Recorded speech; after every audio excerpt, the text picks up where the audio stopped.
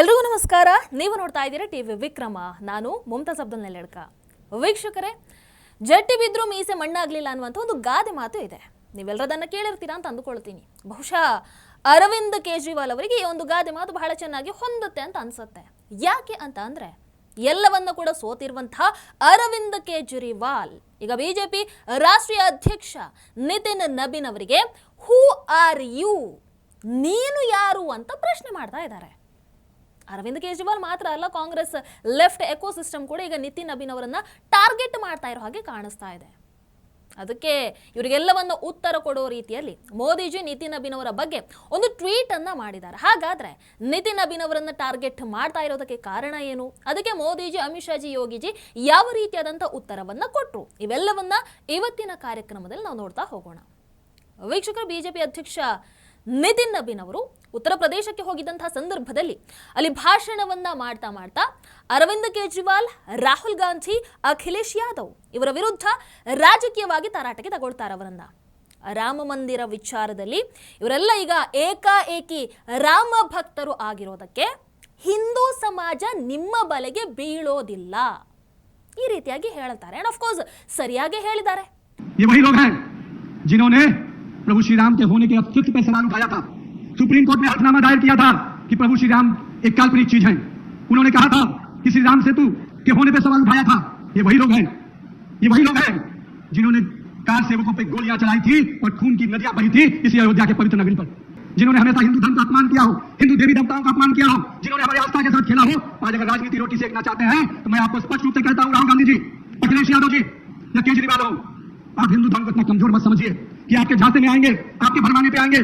ಪ್ರಭು ಶ್ರೀರಾಮರ ಅಸ್ತಿತ್ವವನ್ನೇ ಪ್ರಶ್ನೆ ಮಾಡಿದಂಥವ್ರು, ರಾಮ ಮಂದಿರ ನಿರ್ಮಾಣ ಆಗಲೇಬಾರದು ಅಂತ ಪಟ್ಟು ಹಿಡಿದು ಕೂತಂಥವ್ರು, ಇವರೆಲ್ಲ ಇವತ್ತು ಬಂದು ಅಯ್ಯೋ ರಾಮ ಮಂದಿರದಲ್ಲಿ ಹೀಗಾಗ್ಬಿಡ್ತಲ್ಲ, ರಾಮ ಭಕ್ತರಿಗೆ ಹೀಗಾಯ್ತಲ್ಲ ಅಂತ ಕಣ್ಣೀರನ್ನ ಹಾಕಿದ್ರೆ ಅದನ್ನೇ ನಂಬೋರು ಯಾರು? ನಂಬಬೇಕ ನೀವೇ ಹೇಳಿ? ಸಾಧ್ಯನೇ ಇಲ್ಲ. ಅದನ್ನೇ ನಿತಿನ್ ನಬೀನ್ ಅವರು ಹೇಳಿದ್ರಪ್ಪ. ಅವರ ಆ ಭಾಷಣವನ್ನ ಬಿಜೆಪಿ ತನ್ನ ಅಫಿಷಿಯಲ್ ಎಕ್ಸ್ ಹ್ಯಾಂಡಲ್ ಅಲ್ಲಿ ಪೋಸ್ಟ್ ಕೂಡ ಮಾಡುತ್ತೆ. ಅದಕ್ಕೆ ಅರವಿಂದ್ ಕೇಜ್ರಿವಾಲ್ ಅದೇ ಪೋಸ್ಟ್ ಅನ್ನ ರೀಟ್ವೀಟ್ ಮಾಡಿ ಹೂ ಆರ್ ಯು, ನೀನು ಯಾರು ಅಂತ ಬರ್ಕೊಳ್ತಾರೆ. ಅಂದ್ರೆ ನಿತಿನ್ ನಬೀನ್ ಅವರನ್ನ ಅದನ್ನ ಹೇಳೋದಕ್ಕೂ ಮೊದಲು ನೀನು ಯಾರು ಅನ್ನೋ ರೀತಿ ವ್ಯಂಗ್ಯ ಮಾಡೋದಕ್ಕೆ ಪ್ರಯತ್ನ ಮಾಡ್ತಾರೆ. ಅದಾದ ನಂತರ ಪತ್ರಕರ್ತೆ ಸ್ವಾತಿ ಚತುರ್ವೇದಿ ನಿತಿನ್ ನಬೀನ್ ಅವರನ್ನ ಕಾರ್ಟೂನ್, ವಾಟ್ಸಪ್ ಅಂಕಲ್ ಹಾಗೆಲ್ಲ ಬರೆದು ಟೀಕೆ ಮಾಡ್ತಾರೆ. ಅದು ಅವ್ರದ್ದು ಲೋ ಲೆವೆಲ್, ಸ್ಪೆಷಲ್ ಆಗಿ ಎಕ್ಸ್ಪ್ಲೇನ್ ಮಾಡುವಂತ ಅವಶ್ಯಕತೆ ಇಲ್ಲ. ಮೊದಲು ನಿತಿನ್ ನಬೀನ್ ಅವರಿಗೆ ನೀನ್ ಯಾರು ಅಂತ ಕೇಳುವಂತಹ ಅರವಿಂದ್ ಕೇಜ್ರಿವಾಲ್ ಯಾರು? ಪ್ರಭು ಶ್ರೀರಾಮರ ಬಗ್ಗೆ ಇವತ್ತು ಬಂದು ಮಾತನಾಡೋದಕ್ಕೆ ಅರವಿಂದ್ ಕೇಜ್ರಿವಾಲ್ ಯಾರು? ಆಮೇಲೆ ನಿತಿನ್ ನಬೀನ್ ಯಾರು ಅಂತ ಕೇಳುವಂಥವರಿಗೆ ಉತ್ತರ ಪ್ರದೇಶದಿಂದ ಬಂದಿರುವಂತಹ ಒಂದು ವಿಡಿಯೋ ಅರ್ಪಣೆ ನೋಡಿ ಒಂದು ಬಾರಿ.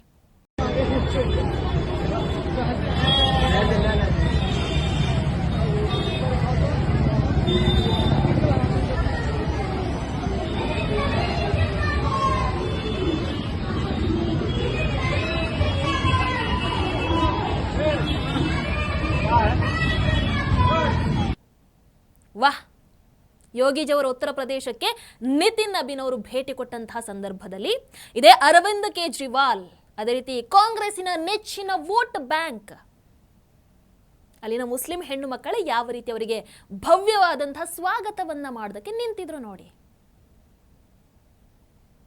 ಅದೇ ಅರವಿಂದ್ ಕೇಜ್ರಿವಾಲ್ಗೆ ಈ ಹಿಂದೆ ಪ್ರಚಾರಕ್ಕೆ ಹೋದಂಥ ಸಂದರ್ಭದಲ್ಲೂ ಏನೋ ಜನ ಯಾವ ರೀತಿ ಸ್ವಾಗತವನ್ನ ಮಾಡಿದ್ರು ಅನ್ನುವಂಥದ್ದನ್ನ ಒಂದು ಬಾರಿ ನೆನಪಿಸ್ಕೊಳ್ಳೋದು ಒಳ್ಳೆಯದು. ವೀಕ್ಷಕರೇ, ಇವರೆಲ್ಲರ ಈ ನಿರಂತರ ಅಟ್ಯಾಕ್ ಏನಿದೆ, ಇದು ಕೇವಲ ರಾಜಕೀಯ ಅಟ್ಯಾಕ್ ಅಂತ ಹೇಳೋದಕ್ಕಾಗಲ್ಲ. ಇದು ವೈಯಕ್ತಿಕ ನಿಂದನೆ, ವೈಯಕ್ತಿಕ ಟಾರ್ಗೆಟ್. ನಿತಿನ್ ನಬೀನ್ ಅವರಿಗೆ ಹೂ ಆರ್ ಯು ಅಂತ ಕೇಳೋದಕ್ಕೆ ಕಾರಣ ಏನು ಗೊತ್ತಾ? ಅವ್ರ ಪಾಪ ಸಿಲ್ವರ್ ಸ್ಪೂನ್ ಬಾಯಿಲಿಟ್ಕೊಂಡು ಹುಟ್ಟಿದಂಥವರಲ್ಲ ಇವರು. ಹಾಗೆ ಅವ್ರು ಗಾಂಧಿ ಫ್ಯಾಮಿಲಿಯಲ್ಲೂ ಹುಟ್ಟಿಲ್ಲ, ಯಾವ ಡೈನಾಸ್ಟಿ ಪಾಲಿಟಿಕ್ಸ್ ಕುಟುಂಬದಿಂದ ಕೂಡ ಬಂದಂಥವರಲ್ಲ. ಒಬ್ಬ ಸಾಮಾನ್ಯ ಕಾರ್ಯಕರ್ತನಾಗಿ ತಳಮಟ್ಟದಿಂದ ಪ್ರಾಮಾಣಿಕ ಕೆಲಸವನ್ನ ಆರಂಭ ಮಾಡಿ ಇವತ್ತು ಬಿಜೆಪಿ ರಾಷ್ಟ್ರೀಯ ಅಧ್ಯಕ್ಷ ಸ್ಥಾನಕ್ಕೆ ಏರಿರುವಂಥದ್ದು. ಅದೇ ಇವರಿಗೆ ಸಹಿಸ್ಕೊಳ್ಳೋದಕ್ಕೆ ಆಗ್ತಾ ಇಲ್ಲ. ಯಾಕಂದ್ರೆ ಈ ಯಾದವ್, ಗಾಂಧಿ, ಸ್ಟಾಲಿನ್, ಬ್ಯಾನರ್ಜಿ, ಪವಾರ್ ಇಂತಹ ಕುಟುಂಬಗಳಿಂದ ಬಂದಂಥವರನ್ನೇ ಈ ದೊಡ್ಡ ರಾಜಕೀಯ ಹುದ್ದೆಗಳಲ್ಲಿ ನೋಡಿದಂಥವರಿಗೆ ಒಬ್ಬ ಸಾಮಾನ್ಯ ಕಾರ್ಯಕರ್ತ ಆಲ್ ಆಫ್ ದ ಸಡನ್ ಬಂದು ಇಷ್ಟು ಎತ್ತರಕ್ಕೆ ಬೆಳೆಯುವಂಥದ್ದು ಇವರಿಗೆ ಒಪ್ಕೊಳ್ಳೋದಕ್ಕೆ ಆಗ್ತಾ ಇಲ್ಲ. ಆದರೂ ಪರವಾಗಿಲ್ಲ, ಒಪ್ಕೊಳ್ಳಬೇಕಲ್ವಾ? ನಿತಿನ್ ನಬೀನ್ ಯಾರು ಅಂತ ನಾವು ಹೇಳ್ತೀವಿ. ಆದ್ರೆ ಅದಕ್ಕೂ ಮೊದಲು ಅರವಿಂದ್ ಕೇಜ್ರಿವಾಲ್ ಕನ್ನಡಿಯಲ್ಲಿ ಒಮ್ಮೆ ತಮ್ಮನ್ನ ತಾವೇ ನೋಡಿಕೊಂಡು ನಾನು ಯಾರು ಅಂತ ಕೇಳ್ಕೊಳ್ಳುವಂಥದ್ದು ಒಳಿತು. ಅಣ್ಣಾ ಹಜಾರೆ ಅವರನ್ನ ಬಳಸ್ಕೊಂಡು ಕೊನೆಗೆ ಅವರಿಗೆ ದ್ರೋಹವನ್ನ ಮಾಡಿ ಪಕ್ಷವನ್ನ ಕಟ್ಟಿದಂಥ ಅರವಿಂದ್ ಕೇಜ್ರಿವಾಲ್ ಯಾರು? ಪ್ರಾಮಾಣಿಕ ಪಕ್ಷ ನಮ್ಮದು, ಭ್ರಷ್ಟಾಚಾರ ಅಂದ್ರೆ ಏನು ಅಂತಾನೆ ಗೊತ್ತಿಲ್ಲ ಹೀಗೆ ಹೇಳಿಕೊಂಡು ಶೀಶ್ ಮಹಲ್ ಅಂತಹ ಅರಮನೆಯನ್ನ ಕಟ್ಟಿದಂಥ ಅರವಿಂದ್ ಕೇಜ್ರಿವಾಲ್ ಯಾರು? ಭ್ರಷ್ಟಾಚಾರ ಆರೋಪವನ್ನ ಹೊತ್ತು ಜೈಲಿಗೆ ಹೋಗಿ ಬಂದಂತಹ ಅರವಿಂದ್ ಕೇಜ್ರಿವಾಲ್ ಯಾರು? ಯೋಗೇಂದ್ರ ಯಾದವ್, ಪ್ರಶಾಂತ್ ಭೂಷಣ್ ಇವರ ಜೊತೆಗೆ ಪಕ್ಷವನ್ನ ಕಟ್ಟಿ ಕೊನೆಗೆ ಇವರಿಗೆಲ್ಲ ಅನ್ಯಾಯವನ್ನ ಮಾಡಿ ತಾನೇ ಪಕ್ಷದ ಸಂಪೂರ್ಣ ಹಿಡಿತವನ್ನ ಸಾಧಿಸಿದಂಥ ಅರವಿಂದ್ ಕೇಜ್ರಿವಾಲ್ ಯಾರು? ಹೆಸರಿಗೆ ಮಾತ್ರ ಆಮ್ ಆದ್ಮಿ ಪಕ್ಷ, ಆದ್ರೆ ಅದನ್ನ ತನ್ನ ಕುಟುಂಬದ ಪಕ್ಷದ ಹಾಗೆ ಮಾಡ್ಕೊಂಡಿರುವಂತಹ ಅರವಿಂದ್ ಕೇಜ್ರಿವಾಲ್ ಯಾರು? ಆಮ್ ಆದ್ಮಿ ಹೆಸರಿಗೆ ತಕ್ಕ ಹಾಗೆ ಒಂದು ಬಾರಿ ಕೂಡ ನಡ್ಕೊಳ್ಳದಂತಹ ಅರವಿಂದ್ ಕೇಜ್ರಿವಾಲ್ ಯಾರು? ರಾಜಕೀಯವಾಗಿ ಈಗ MLA ಕೂಡ ಅಲ್ಲದಂತಹ ಅರವಿಂದ್ ಕೇಜ್ರಿವಾಲ್ ಯಾರು?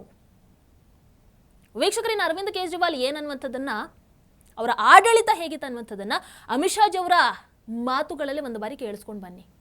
हर रोज का 1500 मैट्रिक टन गोबर ये केजरीवाल एंड कंपनी ने यमुना जी में डालने का काम किया है। ये पाप है। भारतीय जनता पार्टी की नरेंद्र मोदी सरकार, हमारी दिल्ली सरकार एनडीडीबी से एग्रीमेंट कर कर गोबर को प्रोसेस कर कर गैस और कुदरती खाद बनाकर यमुना जी को शुद्धिकरण में हम बहुत बड़ा योगदान लेने वाले हैं। ಅರವಿಂದ್ ಕೇಜ್ರಿವಾಲ್ ಅಧಿಕಾರದಲ್ಲಿದ್ದಂತಹ ಸಂದರ್ಭದಲ್ಲಿ ಪ್ರತಿದಿನ 1500 ಮೆಟ್ರಿಕ್ ಟನ್ ಗೋಮಯವನ್ನ ಯಮುನಾ ನದಿಗೆ ಸುರಿದು ದೊಡ್ಡ ಪಾಪವನ್ನ ಮಾಡಿದ್ದಾರೆ. ಈಗ ಅದೇ ಗೋಮಯವನ್ನ ನಾವು ಅಂದ್ರೆ ಮೋದಿ ಸರ್ಕಾರ ಇಂಧನ ಉತ್ಪಾದನೆಗೆ, ರಸಗೊಬ್ಬರ ತಯಾರಿಕೆಗೆ ವ್ಯಾಪಕವಾಗಿ ಬಳಸ್ಕೊಳ್ತಾ ಇದ್ದೀವಿ. ಅಮಿತ್ ಶಾ ಅವರು ಅರವಿಂದ್ ಕೇಜ್ರಿವಾಲ್ ಮೇಲೆ ಯಮುನಾ ನದಿ ಮಾಲಿನ್ಯದ ಆರೋಪವನ್ನು ಮಾಡಿರುವಂಥದ್ದು. ಅಂಡ್ ಈ ವ್ಯಕ್ತಿ ಇವತ್ತು ಬಂದು ನೀನ್ ಯಾರು ಅಂತ ಕೇಳ್ತಾ ಇದ್ದಾರೆ. ಇದು ಅರವಿಂದ್ ಕೇಜ್ರಿವಾಲ್. ನಗು ಬರೋದು ದೆಹಲಿ ಚುನಾವಣೆಯಲ್ಲಿ ಸೋತಿರುವಂಥ ಈಗ MLA ಕೂಡ ಅಲ್ಲದಂಥ ಅರವಿಂದ್ ಕೇಜ್ರಿವಾಲ್ ಒಬ್ಬ ರಾಷ್ಟ್ರೀಯ ಪಕ್ಷದ ಅಧ್ಯಕ್ಷರನ್ನ ನೀವು ಯಾರು ಅಂತ ವ್ಯಂಗ್ಯ ಮಾಡ್ತಾ ಇರುವಂಥದ್ದು. ವೀಕ್ಷಕರು, ಇದು ಕೇವಲ ಕೇಜ್ರಿವಾಲ್ ಮಾತ್ರ ಅಲ್ಲ, ನಮ್ಮ ದೇಶದ ಈ ಕುಟುಂಬ ರಾಜಕಾರಣಿಗಳ ಅಪಕ್ಷಗಳ ಸಂಸ್ಕೃತಿ ಅಂತ ಅನಿಸುತ್ತೆ. ಈ ಹಿಂದೆ ಮಮತಾ ಬ್ಯಾನರ್ಜಿ ಕೂಡ ಅಷ್ಟೇ ಗೃಹ ಸಚಿವ ಅಮಿತ್ ಶಾ ಅವರ ಬಗ್ಗೆ ಅಮಿತ್ ಶಾ ಯಾರು ಅಂತ ಪ್ರಶ್ನೆ ಮಾಡ್ತಾರೆ. ಅದಕ್ಕೆ ಬಾರಿ ಪಶ್ಚಿಮ ಬಂಗಾಳ ಚುನಾವಣೆಯಲ್ಲಿ ಚಾಣಕ್ಯ ಅಮಿತ್ ಶಾ ಅವರು ನಾನು ಯಾರು ಅಂತ ಮಮತಾ ಬ್ಯಾನರ್ಜಿ ಅವರಿಗೆ ಸ್ವೀಕಾರ ಮಾಡೋದಕ್ಕೂ ಕೂಡ ಸಾಧ್ಯ ಆಗದ ಮಟ್ಟದಲ್ಲೇ ದೊಡ್ಡದಾಗಿ ಉತ್ತರವನ್ನು ಕೊಟ್ಟಿದ್ದಾರೆ. ಇನ್ನು ಪ್ರಿಯಾಂಕಾ ವಾದ್ರಾ ಕೂಡ ಸ್ಮೃತಿ ಇರಾನಿ ಬಗ್ಗೆ ಒಂದು ಬಾರಿ ಸ್ಮೃತಿ ಇರಾನಿ ಯಾರು ಅಂತ ಪ್ರಶ್ನೆಯನ್ನ ಕೇಳಿದ್ರು. ಅವರಿಗೂ ಅಷ್ಟೇ ಅದೇ ಸ್ಮೃತಿ ಇರಾನಿ ಅವರು ಅಮೇಥಿಯಲ್ಲಿ ರಾಹುಲ್ ಅಂದ್ರೆ ಪ್ರಿಯಾಂಕಾ ವಾದ್ರಾ ಅವರ ತಮ್ಮನನ್ನೇ ಚುನಾವಣೆಯಲ್ಲಿ ಸೋಲಿಸಿ ನಾನು ಯಾರು ಅನ್ನುವಂಥದ್ದನ್ನ ಅರ್ಥ ಮಾಡಿಸಿದ್ರು. ಈಗ ನಿತಿನ್ ನಬೀನ್ ಅವರ ವಿಚಾರದಲ್ಲಿ ಹೇಳೋದಾದ್ರೆ ವೀಕ್ಷಕರು, ಇಂಡಿಯಾ ಟಿವಿಯ ಮ್ಯಾನೇಜಿಂಗ್ ಎಡಿಟರ್ ಪಿಯೂಷ್ ಪದ್ಮಾಕರ್, ಅದೇ ರೀತಿ ನಿತಿನ್ ನಬೀನ್ ಇವರು ಹಳೆ ಸ್ನೇಹಿತರು. ಅವರಿಬ್ರು ಕೂಡ ದೆಹಲಿಯಲ್ಲಿ ಒಟ್ಟಿಗೆ ಓದಿದಂಥವರು. ಅವರು ತಮ್ಮ ಎಕ್ಸ್ ಖಾತೆಯಲ್ಲಿ ನಿತಿನ್ ನಬೀನ್ ಅವರ ಬಗ್ಗೆ ಒಂದು ಪೋಸ್ಟ್ ಅನ್ನ ಮಾಡ್ತಾರೆ. ಏನು, ನಿತಿನ್ ನಬೀನ್ ಒಬ್ಬ MLA ಅವರ ಮಗ ಆಗಿದ್ರು. ಆದ್ರೆ ಅವರಲ್ಲಿ ಒಂದು ಸ್ವಲ್ಪ ಕೂಡ ಅಹಂಕಾರ ಅನ್ನುವಂಥದ್ದು ಇರಲಿಲ್ಲ. ಇಬ್ರು 10 ರೂಪಾಯಿಯ ಉಳಿತಾಯವನ್ನ ಮಾಡೋದಕ್ಕೆ 20 ರೂಪಾಯಿಯ ಊಟವನ್ನ ಶೇರ್ ಮಾಡ್ಕೊಳ್ತಾ ಇದ್ವಿ. ಆಟೋ ಖರ್ಚನ್ನು ಉಳಿಸೋ ಸಲುವಾಗಿ ಬಸ್ಸಲ್ಲಿ ಓಡಾಡ್ತಾ ಇದ್ವಿ. ಅವ್ರು ತಾವು MLA ಮಗ ಅಂತ ಯಾರ ಮುಂದೆ ಕೂಡ ಹೇಳ್ಕೊಂಡಿರಲಿಲ್ಲ. ಅಂದ್ರೆ ಇದನ್ನೆಲ್ಲ ಹೇಳೋದ್ರ ಉದ್ದೇಶ ಏನು ಅಂತಂದ್ರೆ BJP ಅಧ್ಯಕ್ಷ ನಿತಿನ್ ನಬೀನ್ ನಿಮ್ಮ ಹಾಗೆ ಒಬ್ಬ ಸಾಮಾನ್ಯ ಭಾರತೀಯ, ಒಬ್ಬ ಸಾಮಾನ್ಯ BJP ಕಾರ್ಯಕರ್ತನಾಗಿ ಬೆಳೆದಂಥವರು. ಪ್ರಧಾನಿ ಮೋದಿಜಿ ಕೂಡ ಪಿಯೂಷ್ ಪದ್ಮಾಕರ್ ಅವರ ಈ ಒಂದು ಟ್ವೀಟ್ ಅನ್ನ ತಮ್ಮ ಖಾತೆಯಲ್ಲಿ ಶೇರ್ ಕೂಡ ಮಾಡಿದ್ದಾರೆ. ಮೋದಿಜಿ ಆಗಿರ್ಬೋದು, ಅಮಿತ್ ಶಾ ಅವರಾಗಿರ್ಬೋದು, ಯೋಗಿಜಿ ಅವರಾಗಿರ್ಬೋದು, ಹೀಗೆ ಬಹಳಷ್ಟು BJPಯ ಹಿರಿಯ ನಾಯಕರು ತಮ್ಮ ರಾಜಕೀಯ ಪಯಣವನ್ನ ಸಾಮಾನ್ಯ ಕಾರ್ಯಕರ್ತರಾಗಿ ಆರಂಭ ಮಾಡಿ ಆಮೇಲೆ ಹಂತ ಹಂತವಾಗಿ ಪಕ್ಷದಲ್ಲಿ ಮೇಲಿನ ಹುದ್ದೆಗಳನ್ನು ತಲುಪಿರುವಂಥದ್ದು. ಅದು ಭಾರತದಲ್ಲೇ ಹುಟ್ಟಿದಂಥವ್ರು ಹೇಳಬೇಕಾಗತ್ತಲ್ವಾ. ನಿತಿನ್ ನಬೀನ್ ಅವರ ರಾಜಕೀಯ ಪಯಣ ಕೂಡ ಅಷ್ಟೇ. ಹಲವು ಬಾರಿ ML ಆಗಿದ್ದಾರೆ, ಸಂಘಟನೆಯಲ್ಲಿ ಬೇರೆ ಬೇರೆ ಜವಾಬ್ದಾರಿಗಳನ್ನು ತಗೊಂಡಿದ್ದಾರೆ, ತುಂಬ ಸಮಯ ಪಕ್ಷಕ್ಕೋಸ್ಕರ ಕೆಲಸವನ್ನು ಮಾಡಿದ್ದಾರೆ. ಆ ನಂತರ ಅವರು BJP ರಾಷ್ಟ್ರೀಯ ಅಧ್ಯಕ್ಷ ಆಗಿರುವಂಥದ್ದು. ಆದರೆ ಏನು ಮಾಡೋದು ಹೇಳಿ, ಈ ಕೇಜ್ರಿವಾಲ್ ಅಂತಹ ನಾಯಕರಿಗೆ ಈ ರೀತಿ ಬೆಳೆದು ಬಂದಂಥ ಹಾದಿ, ಈ ಕಷ್ಟ ಇವೆಲ್ಲವೂ ಕೂಡ ಅರ್ಥ ಮಾಡ್ಕೊಳ್ಳೋದಕ್ಕೆ ಸಾಧ್ಯ ಇಲ್ಲ. ಅದಕ್ಕೆ ನಿತಿನ್ ನಬೀನ್ ಅವರನ್ನು ತಮಾಷೆ ಮಾಡೋದು ಮಾಡ್ತಾರೆ. ಇರಲಿ, ಅದು ಅವರವರ ಕೀಳು ಮಟ್ಟದ ವ್ಯಕ್ತಿತ್ವವನ್ನು ತೋರಿಸುತ್ತೆ ಅಷ್ಟೇ. ಆ್ಯಂಡ್ ಅವರ ಈ ವ್ಯಕ್ತಿತ್ವ ಗೊತ್ತಾಗಿದ್ದಕ್ಕೆ ದೆಹಲಿಯ ಜನ ಅರವಿಂದ್ ಕೇಜ್ರಿವಾಲ್ ಅವರನ್ನು ಒಂದು ಸ್ವಲ್ಪ ಅಲ್ಲಿಂದ ಹೊರಗೆ ಹಾಕಿದ್ದು, ಅವರನ್ನು ದೆಹಲಿಯಿಂದ ದೂರಾನೇ ಇಟ್ಟಿದ್ದು. ಹಾಗಾಗಿ ನಿತಿನ್ ನಬೀನ್ ಅವರಿಗೆ ಹೂ ಆರ್ ಯು ಅಂತ ಕೇಳೋ ಮೊದಲು ಅರವಿಂದ್ ಕೇಜ್ರಿವಾಲ್ ಅವರು ತಮಗೆ ತಾವೇ ಹೂ ಆಮ್ ಐ ಅಂತ ಕೇಳೋದು ಒಳಿತು.